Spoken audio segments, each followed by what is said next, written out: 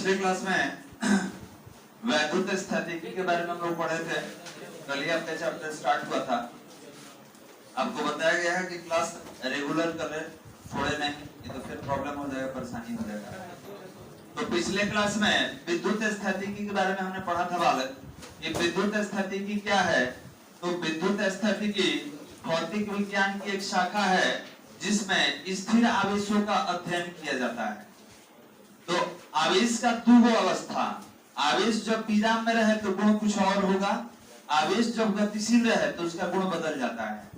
जब आवेश विराम में रहता है तो अपने चारों तरफ विद्युतीय क्षेत्र का निर्माण करता है, और जब आवेश गतिशील हो जाएगा तो विद्युतीय क्षेत्र के साथ साथ चुंबकीय क्षेत्र का भी निर्माण करता है। ये सब आगे का कंसेप्ट है, आगे बात करेंगे। पिछले क्लास में यही आपको बताया गया था कि अगर लिखा रहा है इलेक्ट्रोस्टैटिक्स, तो इलेक्ट्रो मतलब इलेक्ट्रॉन होता है और स्टैटिक मतलब विराम होता है, रेस्ट होता है। अगर सेंटेंस देना चाहें तो आप लिख सकते हैं कि electron which is in rest. आवेश जो विराम में हो या स्थिर आवेशों का अध्ययन क्या कहलाता है? विद्युत स्थितिकी। अब ये सारा आपको ऑलरेडी बताया गया था। या हमारे नेचर में जो एनर्जी होता है वो पदार्थ और विकिरण के रूप में होता है। पदार्थ में तीन अवस्था रहेगा। ये विकिरण होता है जो तरंग के रूप में पाया जाता है। पदार्थ हमारे ऊपर बल लगाता है। बल कैसा होगा? एगो सूक्ष्म होता है, एगो स्थूल होता है। सूक्ष्म मतलब जिसका रेंज कम हो, ठीक है, जिसका रेंज कम रहेगा सूक्ष्म है, और स्थूल वाला जो होता है वो बड़ा रेंज का होता है। बड़ा रेंज का मतलब है कि वो अनंत दूरी पर भी उनको रख दीजिएगा तो वहां पर वो काम करता है। तो सूक्ष्म परिमाण के दृष्टिकोण से नहीं है। सूक्ष्म का मतलब है ये कम दूरी तक काम करेगा, ज्यादा दूरी तक काम नहीं करता है, अब वो अधिक दूरी तक काम करता है। तो सूक्ष्म बल में बताया गया था प्रबल नाभिकीय बल, दुर्बल नाभिकीय बल। इसके बाद अगर बात करें बाहरी बल, वो आंतरिक बल था। सूक्ष्म बल आंतरिक बल था और ये बाह्य बल है। तो बाह्य बल कहाँ काम करेगा? विद्युत चुंबकीय बल। ये अनंत पे भी काम करता है। जब आवेश का दो जोड़ा रख दीजिएगा अनंत पे तो उनके बीच भी ये बल काम करता है। तो याद रखेंगे विद्युत चुंबकीय बल का कारण क्या है? आवेश। विद्युत चुंबकीय बल किसके बीच काम करेगा? आवेश के बीच। गुरुत्वाकर्षण बल का कारण क्या है? द्रव्यमान। गुरुत्वाकर्षण बल कहाँ काम करता है? तो दो पिंडों के द्रव्यमानों के बीच काम करता है। अब इसके आगे कंटिन्यू करते हैं। फिर ये आवेश के बारे में परिचय दिया गया था, ठीक है। विद्युत आवेश का तीन वो परिभाषा लिखना था, लिख लिए थे हम लोग। चलिए आवेश का परिभाषा हो गया था, हाँ यहाँ तक थे, यही लिखे थे हम लोग कि 1750 ईस्वी में अमेरिका के वैज्ञानिक बेंजामिन फ्रैंकलिन ने धन आवेश और ऋण आवेश का नाम दिया। इसके बाद एक नोट लिखवाए थे, ये प्लस और माइनस क्यों नाम दिया गया? तो आप कह सकते हैं कि सर ये जो आवेश है ये बीजगणितीय नियम का पालन करता है। मतलब एक धन आवेश एक ऋण आवेश भी शून्य हो सकता है, इसीलिए इसको बीजगणित के आधार पर प्लस और माइनस का नाम दिया गया। तो अब यहाँ से आगे कंटिन्यू करेंगे और पैराग्राफ चेंज करके लिखा जाए आवेश का निरूपण। आवेश का निरूपण लिखकर डैश दे दिया जाए। आवेश का निरूपण लिखकर बालक डैश दे देंगे।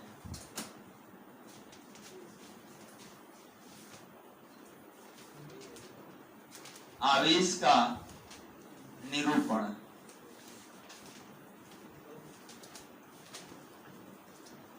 आवेश का निरूपण। सवाल ये है कि सर आवेश को लिखा कैसे जाता है? तो ध्यान देंगे हम लोग आवेश को दो तरीके से लिखेंगे, एक बड़ा क्यू हो सकता है, एक छोटा क्यू हो सकता है। तो सवाल ये है कि सर ये दो तरीके से क्यों लिखेंगे? समझिएगा, हमने बोला कि हमारे पास एक पिंड है और इसके अंदर 20 गो इलेक्ट्रॉन है। तो अब बताइए कि अगर एक गो इलेक्ट्रॉन को बताना होगा तो उसको हम लोग पॉइंट चार्ज कहते हैं, विद्युत आवेश कहते हैं। तो जब एक छोटा सा आवेश बताएंगे तो इसको स्मॉल क्यू से रिप्रेजेंट करेंगे, और जब पूरे आवेशों के निकाय को बताना होगा, एक से अधिक आवेश को बताना होगा, इसको कैसे लिखिएगा? कैपिटल क्यू से। अब यहाँ एक चीज और आपको बता दे बालक कि जो बड़ा आवेश होता है ये अपने चारों तरफ क्षेत्र बनाता है। जैसे हम यहाँ कोई आवेश ले लिए तो हमने क्या देखा, ये आवेश अपने चारों तरफ एक फील्ड का निर्माण करता है। और इस फील्ड में कोई दूसरा आवेश आता है तो ये उसको बल लगा के अपनी ओर खींच लेता है। कैसे चुंबक का गुण होता है कि चुंबक को आप बल से चुंबक कहीं रख दीजिए तो वो अपने चारों तरफ एक फील्ड बना लेगा, क्षेत्र बना लेगा, और उस क्षेत्र में अगर कोई चुंबक या कोई चुंबकीय पदार्थ लाते हैं तो तुरंत क्या कर लेता है, आकर्षित कर लेता है। तो उसी तरीके से अगर कोई आपके पास आवेश है और ये आवेश अपने चारों तरफ फील्ड का निर्माण किया है, क्षेत्र का निर्माण किया है, तो इस फील्ड को चेक करने के लिए एक छोटा आवेश लेते हैं और इसी छोटा आवेश को क्या नाम दिया जाएगा, परीक्षण आवेश। कैसे, अगर वायर में करंट रहता है, बिजली रहता है तो चेक करने के लिए टेस्टर यूज करते हैं। तो याद रखिएगा कि अगर कोई आवेश अपना क्षेत्र बनाया है तो उस क्षेत्र को चेक करने के लिए कोई आवेश लेना पड़ेगा। ठीक है, आवेश वही आवेश को चेक करेगा।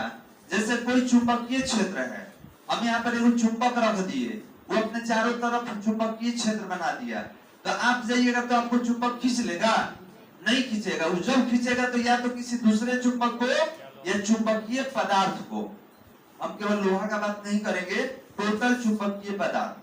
तो उसी तरीके से एक आवेश किसी दूसरे आवेश पे ही बल लगाता है। कोई दिक्कत बालक? तो यहाँ याद रखना होगा कि कैपिटल क्यू को स्रोत आवेश भी कहा जाता है। इसका कारण क्या है, ये अपने चारों तरफ एक क्षेत्र का निर्माण करता है जिसका नाम क्या होगा, विद्युतीय क्षेत्र, जो कि आगे पढ़ना है। अब इस क्षेत्र को चेक करने के लिए आप कहीं रखिएगा आवेश, छोटा आवेश रखिएगा, तो छोटा आवेश को क्या बोलेंगे, परीक्षण आवेश, टेस्टिंग चार्ज। इसको बिंदुवत आवेश भी कहा जाता है और इंग्लिश में पॉइंट चार्ज भी कहते हैं। याद रखेंगे, जो आप परीक्षण आवेश ले रहे हैं, इस परीक्षण आवेश को बिंदु आवेश भी कहा जाता है और इंग्लिश में इसको पॉइंट चार्ज भी कहते हैं। लैंग्वेज लिखा जाए, बोल रहे हैं, हाँ, पैराग्राफ चेंज करके लिखा जाए। आवेश को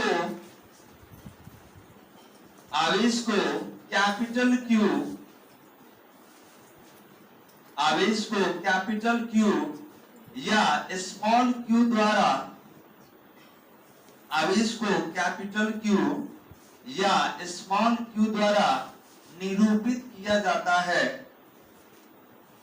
आवेश को कैपिटल क्यू या स्मॉल क्यू द्वारा निरूपित किया जाता है, निरूपित किया जाता है। हो गया बालक? अब आपके सामने एक डायग्राम है, डायग्राम देखिएगा। इस डायग्राम में हमने कोई पिंड या पदार्थ लिया है, तो इसके अंदर छोटा छोटा बहुत सारा आवेश है, आप देख सकते हैं क्यू करके हमने दिया है। तो अगर एक आवेश का बात करें तो इसका नाम क्या देंगे, बिंदु आवेश। ठीक है, एक वो क्या है, बिंदु आवेश, और बहुत सारा बिंदु आवेश का जब समूह हो जाएगा तो इसको क्या बोलेंगे, तो इसको बोलेंगे स्रोत आवेश। या आप कह सकते हैं कि सर ये टोटल जो आवेश है सबके योगफल को या पूरे आवेश को दर्शाने के लिए हम किसका यूज करते हैं, कैपिटल। तो ये आवेशों का निकाय कहलाएगा। इसको क्या बोलेंगे, आवेशों का निकाय। निकाय मतलब समूह होता है। इसमें से एक आवेश बताएंगे तो क्या कहेंगे, बिंदु आवेश। एक आवेश के बारे में बात करेंगे तो आप डायग्राम बना के ये दोनों लिख लीजिए नीचे। जो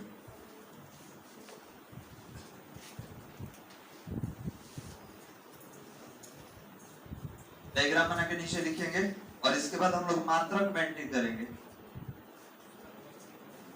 बिल्कुल, डायग्राम तो सामने एक ही दिख रहा है, इशारों पर डायग्राम तो है नहीं।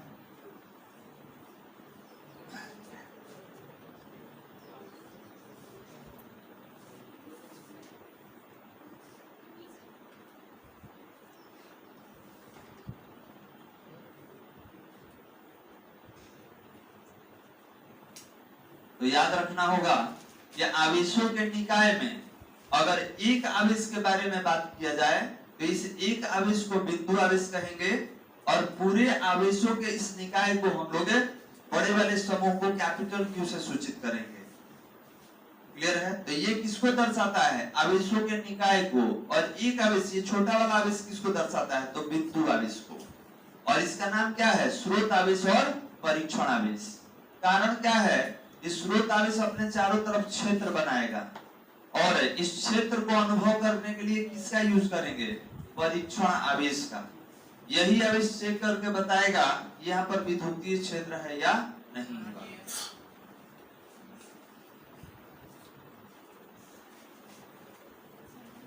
हो गया, लिख लिए। चलिए अब इसके मात्रक में आएंगे। आवेश का मात्रक लिखकर डैश दिया जाए, पैराग्राफ चेंज करेंगे और लिखेंगे आवेश का मात्रक। आवेश का मात्रक लिखकर डैश दीजिए। आवेश का मात्रक। आवेश का मात्रक भी अलग अलग प्रकार का होता है, जैसे आपका एसआई मात्रक है, सीजीएस मात्रक है, विद्युत चुंबकीय मात्रक है। तो ध्यान देंगे बालक, आवेश का मात्रक लिखकर डैश देना है। हम लोग मात्रक पर बात करेंगे तो पहले सूत्र आइए। सूत्र है हमारे पास, विद्युत धारा बराबर आवेश बटा में समय। याद कीजिए आप करंट को कैसे परिभाषित करते हैं, इस आवेशों के सतत प्रवाह को विद्युत धारा कहा जाता है। तो प्रवाह किसके सापेक्ष होता है, समय के साथ। ठीक है, या ये भी कह सकते हैं कि आवेशों के प्रवाह के दर को, जहां दर आ गया वो समय के साथ तुलना में आ जाता है बालक। तो याद रखेंगे विद्युत धारा बराबर होता है आवेश बटा में समय। तो जब आवेश निकालिएगा तो ये किसके साथ गुना में जाएगा, विद्युत धारा के साथ। तो आवेश बराबर कितना हुआ, विद्युत धारा ने समय। अब इसका एसआई मात्रक निकालना है। एसआई मात्रक को एमकेस मात्रक भी कहा जाता है। एसआई मात्रक को एमकेस मात्रक के नाम से भी जानते हैं, अंतरराष्ट्रीय मानक पद्धति कहलाता है। अब देखिए यहाँ मात्रक निकालेंगे तो विद्युत धारा का मात्रक क्या होता है, एम्पियर, और समय का मात्रक क्या होता है, सेकेंड। एम्पियर को हम लोग ए से लिख लेंगे। याद रखेंगे अगर कोई मात्रक वैज्ञानिक के नाम पर रखा गया है तो अंग्रेजी वर्णमाला के कैपिटल अक्षर में उसका नाम लिया जाता है और उसके नाम का पहला लेटर हम लोग यूज करते हैं। तो ये एम्पियर है, वैज्ञानिक के नाम पर रखा गया है, और ये आपका सेकेंड। और याद रखें एम्पियर गुने सेकेंड को क्या कहा जाता है, कूलॉम। ठीक है, कूलॉम किसका नाम है, साइंटिस्ट का नाम है, चार्ल्स एगस्टीन कूलॉम। कूलॉम का नियम पढ़ना है इसी चैप्टर में आगे चल के, तो इन पे पूरा बात होगा। अभी केवल आप यही याद रखेंगे कि एम्पियर गुने सेकेंड को क्या कहा जाता है, कूलॉम। फिर आपसे पूछा जाएगा कूलॉम किसका मात्रक है, तो आवेश का मात्रक है। कोई दिक्कत बालक समझने में? तो याद रखेंगे ये सबसे ज्यादा जरूरी है, बहुत बार यूज होगा कि एम्पियर इंटू सेकेंड को क्या कहा जाता है, कूलॉम कहा जाता है। चलिए इसको लिख लेंगे बालक। पॉज कर दो,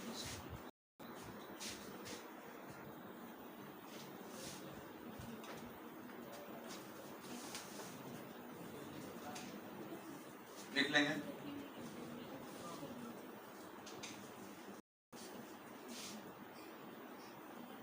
ये नाम बहुत बार यूज होने वाला है, जो हम लोग लिख रहे हैं कूलॉम, ये बहुत बार यूज होगा, आपको याद हो जाएगा।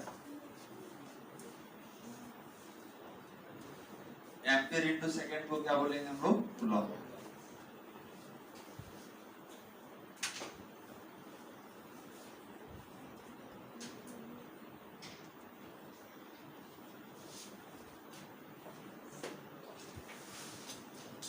हो गया वाला। अब यहां से आवेश का सीजीएस मात्रक हम लोग पढ़ेंगे। ठीक है, आवेश का सीजीएस मात्रक आगे बढ़ा रहे वाला किसको, आवेश का सीजीएस मात्रक। तो सबसे पहले ये ध्यान देंगे, सीजीएस मात्रक 11th में पढ़ना था। सीजीएस का पूरा नाम होता है सेंटीमीटर ग्राम सेकेंड। इसको फ्रांसीसी पद्धति कहा जाता है। ठीक है, ये आपको 11th में ही पढ़ना था बालक।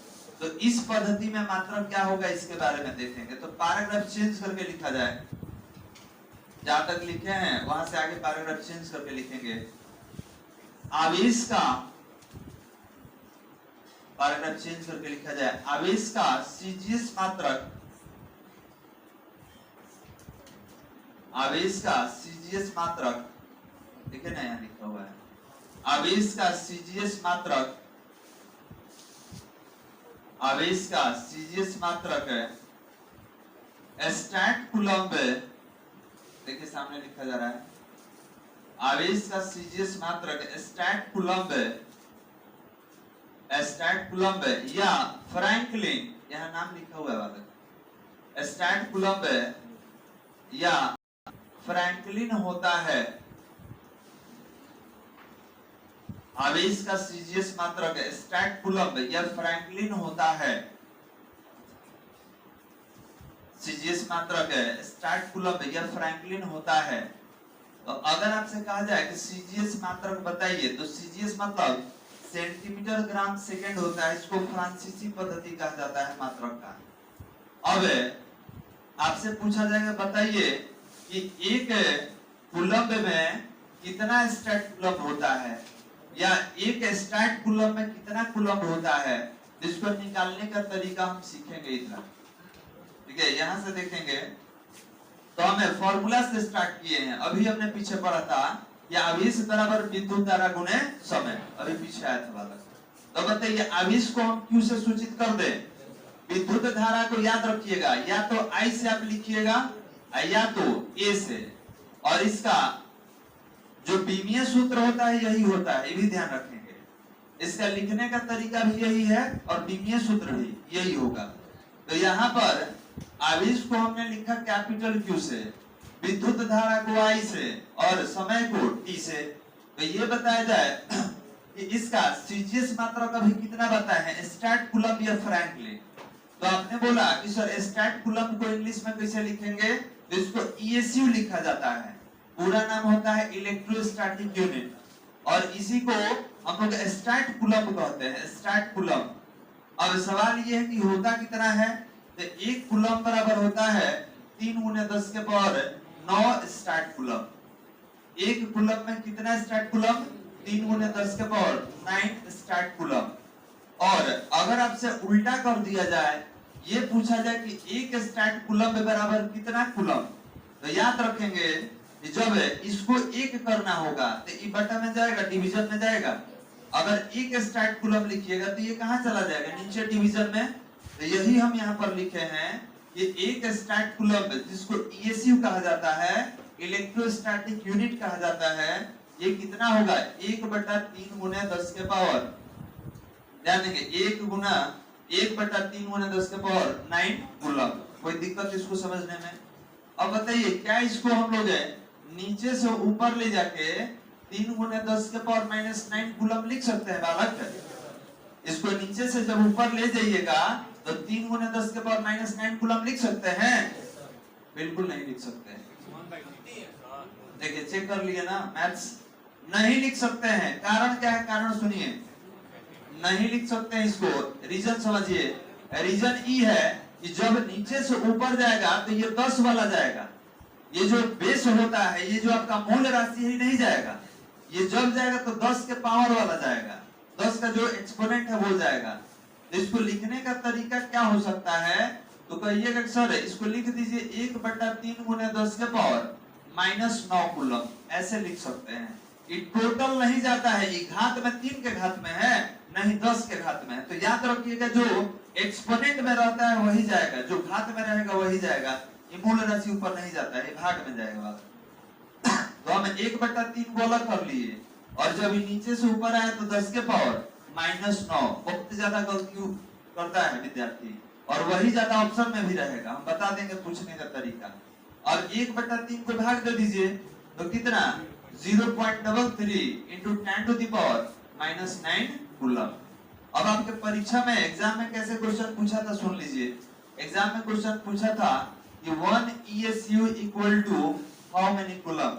Option number A 3 × 10⁻9 coulomb, option number B 3 × 10⁻9 coulomb, option number C 1/3 × 10⁻9 coulomb, option number D 1/3 × 10⁻9 coulomb. कौन होगा वाला? तो डी। अभी सामने लिखे हैं तो आपको आंसर दिख रहा है, ठीक है। आज से 2 मंथ बाद आपसे फिर यही क्वेश्चन एराइज करेंगे, पूछेंगे, और तब आपको याद है कि नहीं चेक किया जाएगा। तो देखिए इसमें कंफ्यूजन होना ही होना है। क्यों? क्योंकि ये तो याद रहेगा कि सर एक कूलम्ब में 3 × 10⁻9 ESU बताए हैं। तो यही कंफ्यूजन होता है कि कूलम्ब को ESU में कैसे चेंज करें, या ESU को कूलम्ब में कैसे चेंज किया जाए। तो उसके लिए फॉर्मूला आपको जानकारी होना चाहिए, वैल्यू मालूम होना चाहिए बात। तो याद रखिएगा अगर स्ट्रेट कूलम्ब को कूलम्ब में पूछेगा तो ये वैल्यू छोटा हो जाएगा। और कैसे बताएंगे, 1/3 × 10⁻9 कूलम्ब, और नीचे से ऊपर जाएगा तो किस में, इनवर्स में। भाग देने का इच्छा होगा तो डिवीजन कर दीजिएगा, कितना, 0.33 into 10 to the power minus 9 coulomb. लिख लिया जाता है। अच्छा पीछे वाला भी है ना, इसको थोड़ा पीछे कर दो। चलिए लिख लीजिए। अभी हमने लिखा था आवेश का सीजीएस मात्रक स्ट्रैट कूलम या फ्रैंकलिन होता है, तो उसके नीचे से ये आपको लिखना होगा।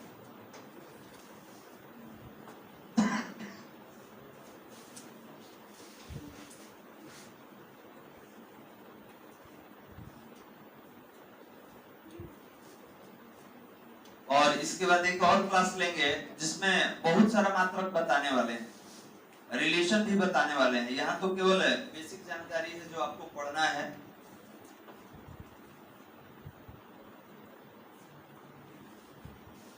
एक क्लास केवल मात्रक पे लेंगे और उसमें सारा मात्रक यूज किया जाएगा। विद्युत चुंबकीय मात्रक, विद्युत स्थैतिक मात्रक, ऐसा ही मात्रक सारा यूज करेंगे।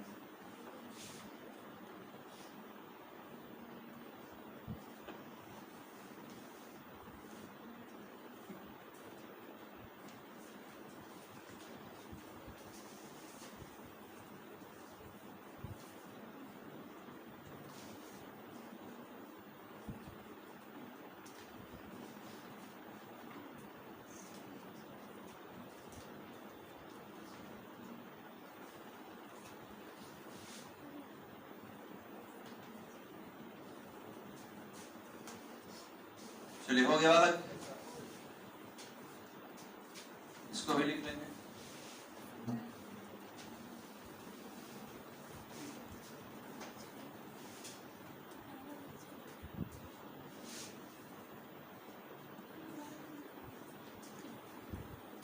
तो ये वाला काफी इंपॉर्टेंट है जो सामने अभी लिखा हुआ है, इसको याद रखिएगा।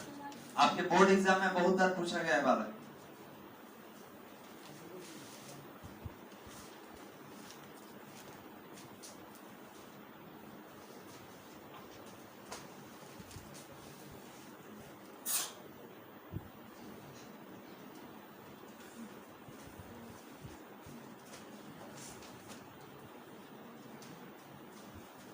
चलिए आगे बढ़ाया जाए।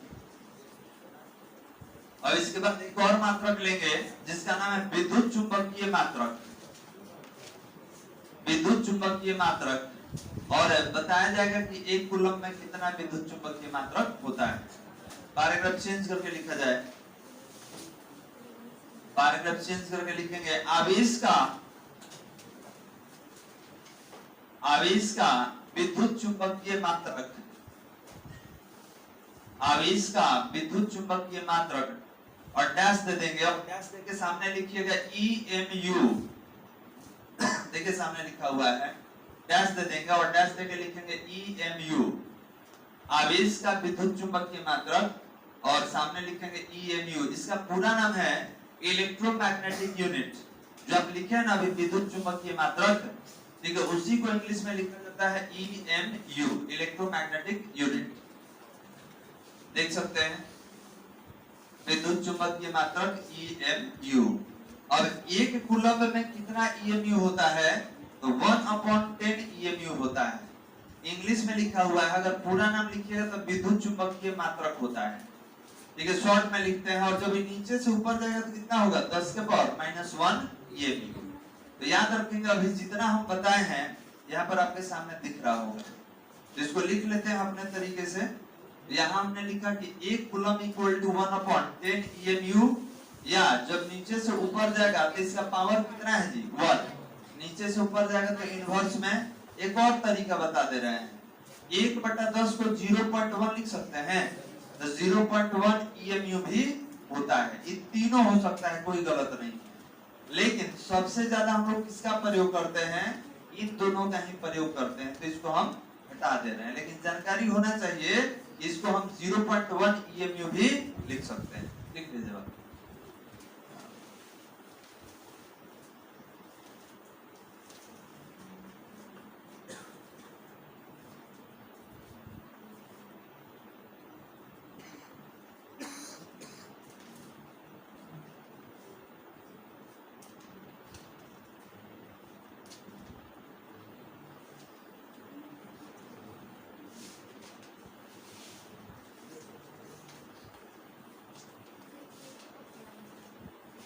विद्युत चुंबकीय मात्रक इलेक्ट्रोमैग्नेटिक यूनिट्स लिख दे क्या इंग्लिश।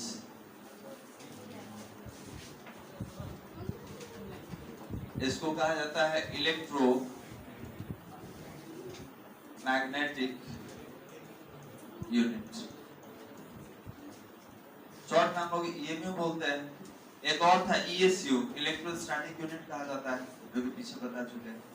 यहां तक हो गया बालक, लिख लीजिए इसको, आगे नक्शे से लिखा जाए, लिखेंगे विद्युत आवेश का, पैराग्राफ चेंज करके लिखेंगे विद्युत आवेश का सबसे बड़ा मात्रक,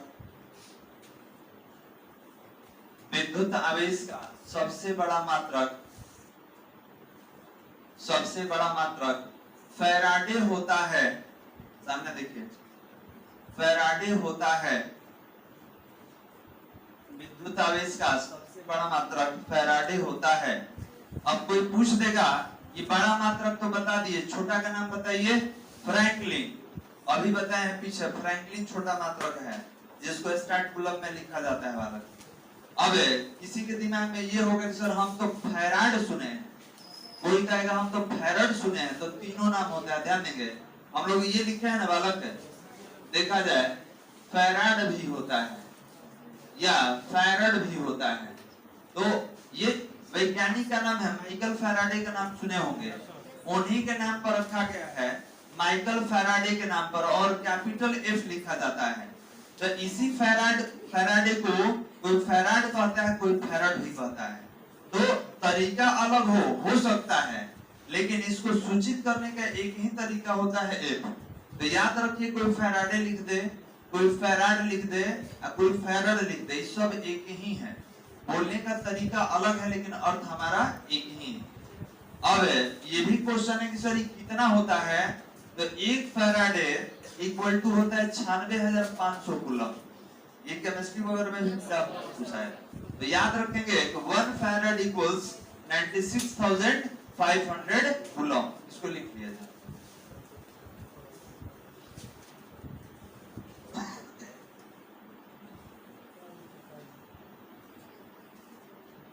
अब बहुत सारा जानकारी जो हम लोग ले रहे हैं, आपको ऐसा लगता होगा कि पहले से थोड़ा बहुत हम लोग जानते हैं इसके बारे में, ठीक है, आवेश के बारे में, क्योंकि आवेश आपका जो चार्ज है ये 10th वगैरह में पढ़ना था।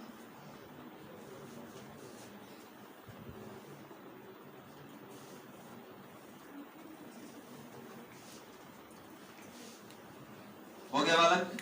अब यहाँ नोट नंबर 1 में याद रखेंगे 10-12 नोट लिखवाएंगे, और सारा आपके एग्जाम के लिए इंपॉर्टेंट ऑब्जेक्टिव पर्पस से रहेगा। जो वस्तुनिष्ठ प्रश्न होता है उस पर्पस से हम लोग लिख रहे हैं नोट। तो नोट नंबर 1 लिखा जाए, नोट नंबर 1 में लिखेंगे आवेश का, नोट नंबर 1 में लिखा जाए आवेश का बीमीय सूत्र, आवेश का बीमीय सूत्र। नोट नंबर 1 में लिखेंगे आवेश का बीमीय सूत्र। तो ध्यान देंगे, अगर जो बच्चे 11th में बीमीय सूत्र नहीं पढ़े बालक, समझिएगा उनको थोड़ा सा परेशानी हो सकता है, ठीक है। तो जो नहीं पढ़े होंगे बता दीजिएगा, अलग से हम बता देंगे बीमीय सूत्र लिखने का तरीका। कारण क्या है, जब तक ये चैप्टर चलेगा तब तक बार बार आपको एसआई मात्रक बीमीय सूत्र मिलेगा, और आपके परीक्षा में एसआई मात्रक और बीमीय सूत्र पूछा जाता है बालक, ठीक है। तो लिखने का तरीका भी आपको जानकारी होना चाहिए।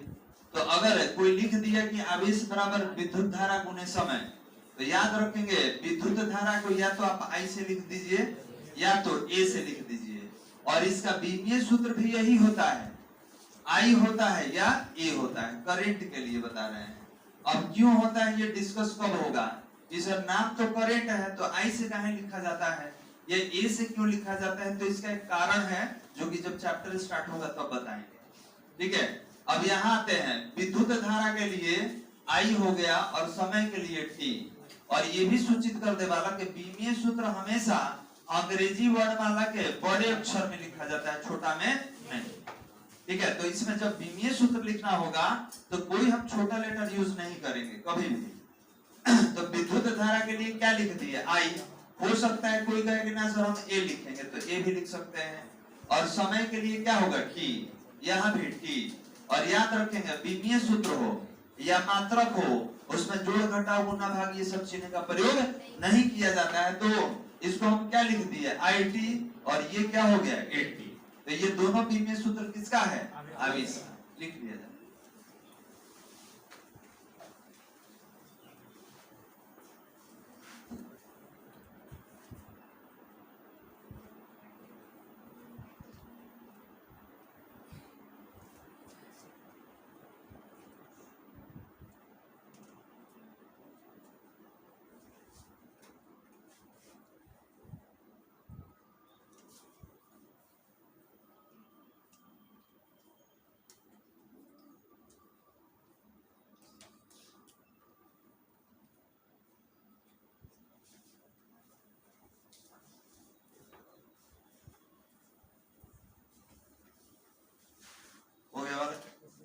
चलिए नोट नंबर 2, नोट नंबर 2 हटाया जाए इसको। नोट नंबर 2 बालक, अब देखिए नोट नंबर 2 में क्या लिखना होगा आपको, ये जितना बता रहे हैं देखिए सामने लिखा हुआ है। नोट नंबर 2 में क्या पढ़ना है तो देखिए सामने है माइक्रो, नैनो, पिको, मिली। तो जब आप मेजरमेंट पढ़े होंगे तो याद होगा कि हम लोग बड़ा मात्रक और छोटा मात्रक हर तरीके का मात्रक प्रयोग करते हैं। तो जितना आप देख रहे हैं मिली, पिको, नैनो, माइक्रो, ये बहुत छोटा छोटा मात्रक होता है। ठीक है, आप नाभिकीय दूरी का मापन किसमें करते हैं, फर्मी में करते हैं। तो ये सब जितना आपके सामने दिख रहा है ये दूरी का सब छोटा मात्रक होता है। अब क्यों बता रहे हैं तो इसका कारण ये है कि क्वेश्चन में दे दिया जाएगा 10 माइक्रोकूलम, 20 माइक्रोकूलम, 100 माइक्रोकूलम। तो आवेश का ऐसा ही मात्रक कूलम है कि माइक्रोकूलम है, कूलम है। तो माइक्रो आपको हटाना पड़ेगा, तो हटाने का तरीका क्या होगा उसके लिए हम लोग लिख रहे हैं। तो देखिए माइक्रो को सूचित करने का तरीका म्यू होता है, इसको म्यू कहा जाता है। और लिखते कैसे हैं, माइक्रो को कैसे हटाएंगे, 10 के पावर -6 से। नैनो है तो नैनो को स्मॉल एन से लिखेंगे और ये कितना होगा 10 के पावर -9। पिको है बालक तो आप छोटा वाला पी से लिखिएगा और हटाइएगा कैसे, 10 के पावर -12 से। मिली है तो मिली को एम से लिखते हैं और ये कितना होता है 10 के पावर -3। इसके बाद एक फर्मी भी होता है 10 के पावर -15। एक एंगस्ट्रॉम भी होता है 10 के पावर -10। इसका प्रयोग हम लोग पीछे कर चुके हैं, इसीलिए उसको हमने अभी नहीं लिखा है। तो अब यहाँ से लेकर यहाँ तक चारों को लिख लीजिए, इसका उपयोग करना अभी हम सिखाएंगे।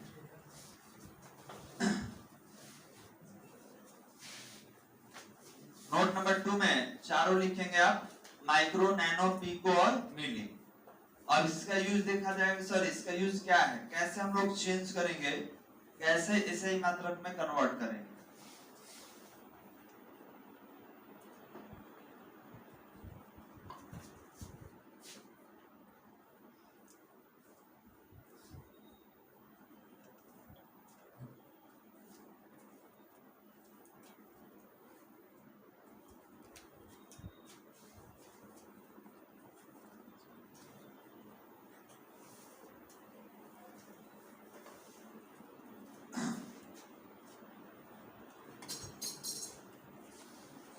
हो गया। अब इसका यूज देखा जाए, इसका यूज कैसे करेंगे, माइक्रो, नैनो, पिको को आप कैसे हटाइएगा। और जरूरी नहीं है कि आवेश के साथ ही, समय के साथ भी हो सकता है, द्रव्यमान के साथ भी हो सकता है। मिलीग्राम नाम सुनिए ना, मिलीग्राम, माइक्रोग्राम, माइक्रो सेकेंड होता है, माइक्रो कूलम होता है। चलिए इसका यूज देखा जाए। तो हम बता दे रहे हैं, तो पहले से बनाए थे, एग्जांपल देखकर बता दे रहे हैं। एग्जांपल नंबर 1 बालक, अगर दे दिया गया 24 माइक्रोकूलम, ठीक है 24 माइक्रोकूलम, तो आपका ऐसा ही मात्रक कूलम है कि माइक्रोकूलम है, कूलम है, तो माइक्रो हटाना पड़ेगा। माइक्रो हटाने का तरीका 24, और अभी आप माइक्रो पढ़े थे कि माइक्रो किसके बराबर होता है, 10 के पावर -6 कूलम हो गया, बदल तो दिए। अगर कोई लिख दे 100 माइक्रोकूलम, तो पहले 100 लिख लीजिए।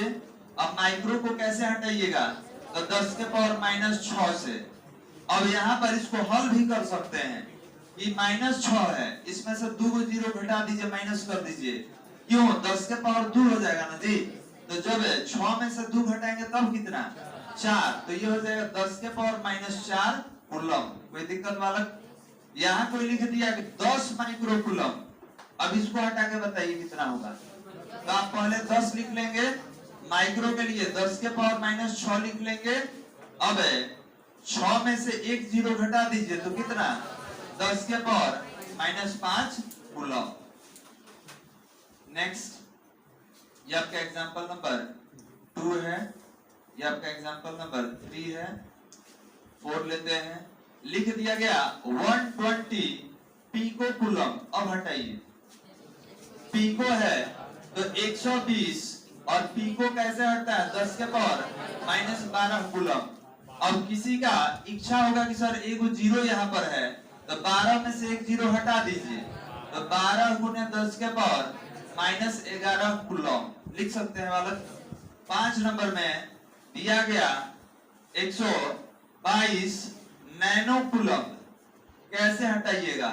122 नैनो कितना होता है? 10 के पावर -9 कूलम। कोई दिक्कत? चलिए 6 नंबर में एक और लेते हैं। यहाँ हमने लिखा कि 500 माइक्रो कूलम। माइक्रो हटा के नैनो ले लेते हैं, नैनो कूलम। अब बताइए कितना लिखा जाए? तब 500 और नैनो कितना से हटेगा? 10 के पावर -9 से।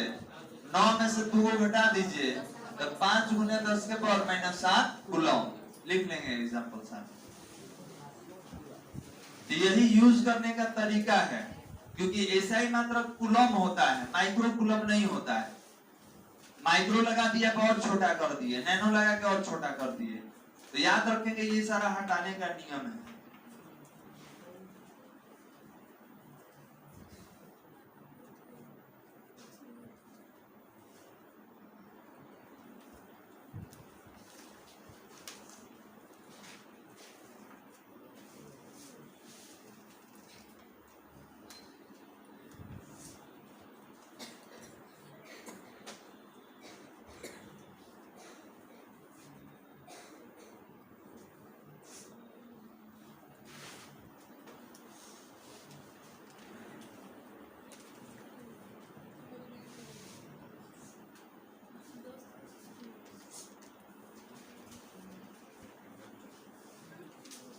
अच्छा, इतना दिन से लाइट पढ़े हैं, अब पढ़ रहे हैं तो कुछ बेहतर फीलिंग हो रहा है।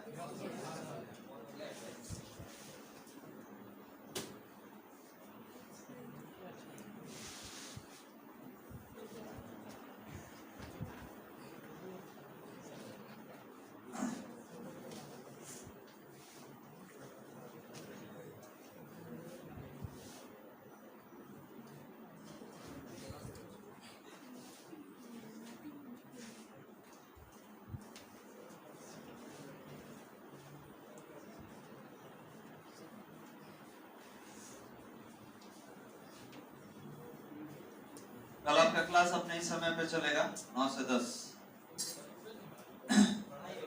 बिल्कुल पढ़ाई होगा। देखिए कल संडे है, मेरा इच्छा था 8 से 10 पढ़ाने के लिए, लेकिन बहुत बच्चों का क्लास भी है कहीं कहीं, तो आपको आपके अपने समय पे ही पढ़ाया जाएगा। 8 से 9 भी चलेगा, 9 से 10 दोनों का पढ़ाई सेम है। जिसमें आना होगा आप आ सकते हैं और पढ़ाएंगे। ये पढ़ाई कंटिन्यू हो जाएगा वहां से आगे। ये जो बता रहे हैं इसके आगे कंटिन्यू कर लेंगे, क्योंकि ऑलरेडी इतना दिन पीछे बंद हो गए, ठीक है, लेट हो चुका है। चलिए कितना नोट हुआ? Note number 2। नोट नंबर 3 लिखा जाए। नोट नंबर 3 लिखेंगे बालक। नोट नंबर 3 देखा जाए, यहाँ पे एग्जांपल लिया गया होगा।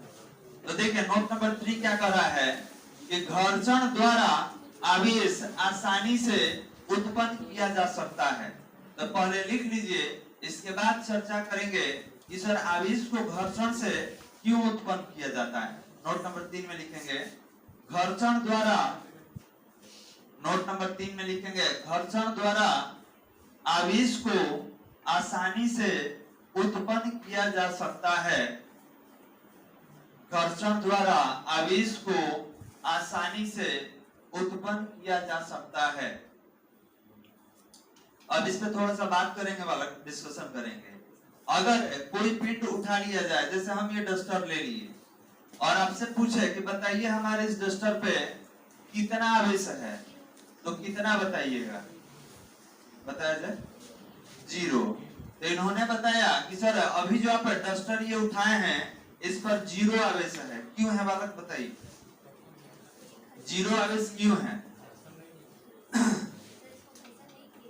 घर्षण नहीं किए हैं। और कोई बता सकते हैं?